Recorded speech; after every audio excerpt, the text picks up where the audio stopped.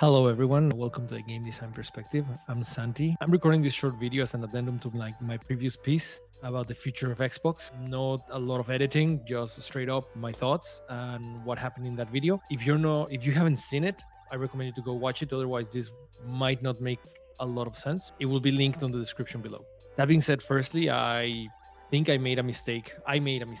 With the Redfall development cycle. Some people remarked that in the comments that I said that it was a mandate from Microsoft, and the reality is that Redfall started development before Microsoft was involved with Bethesda. So that was an oversight on my side. I should have researched a lot more the subject and not just rely on word of mouth and some questions I asked. So I apologize for that. That being said, knowing like Microsoft bought Bethesda and they saw Arcane situation and based on Arcane's history, experience, and technology, I want to ask you guys in the comments, what would you have done with Redfall if you were Microsoft seeing it for the first time? What would you have done? Secondly, I want to expand on my comments about Game Pass, because even though I rely on knowledge from like producers that I work with and people that I work in 343, for example, it might not have been enough. So I want to supplement that comment with a little bit of like facts of the situation with Game Pass. So first, let's check Game Pass subscription numbers. First, in 2021, there were 18 million subscribers. According to Microsoft, this was a failed target growth, like they didn't grow enough, which their target growth being around 10% at the time. So in 2022, they reported 25 million subscribers, which is a 7 million increase, but they did not meet their target by a long shot. They did only 28% growth when they were targeting 73%.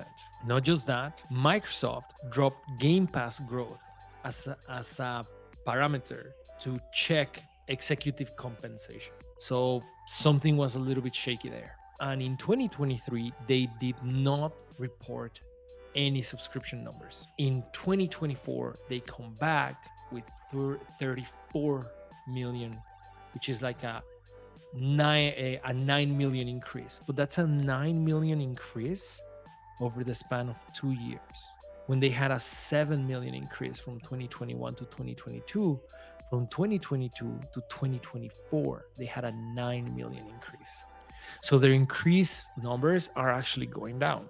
According to Phil Spencer also, the majority of growth is in PC, which in my opinion supplements a little bit what I was talking about in the previous video before, that people subscribe to Game Pass and then they drop their subscription.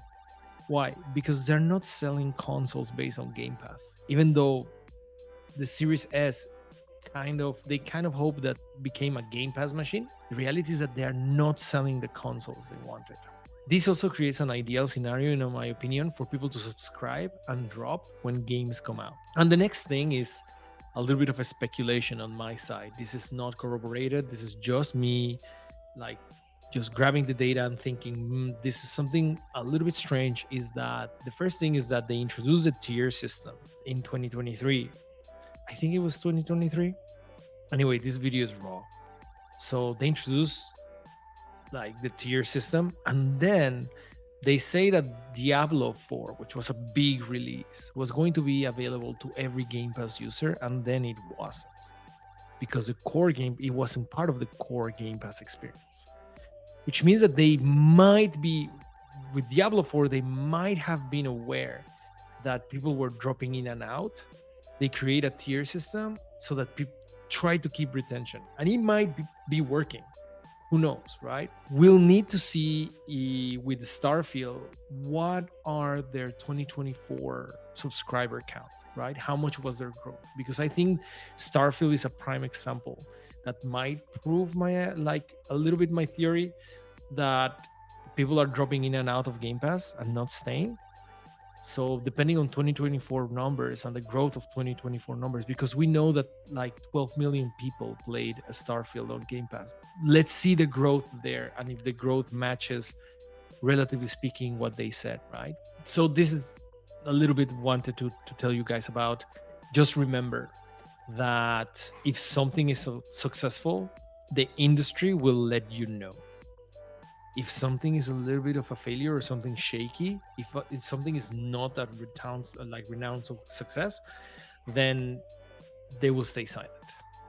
And finally, for everyone that thinks that I'm a PlayStation fan or a Nintendo fan, the reality is that I love Xbox. I had Xbox since the original, and I've had every Xbox consoles, every single one.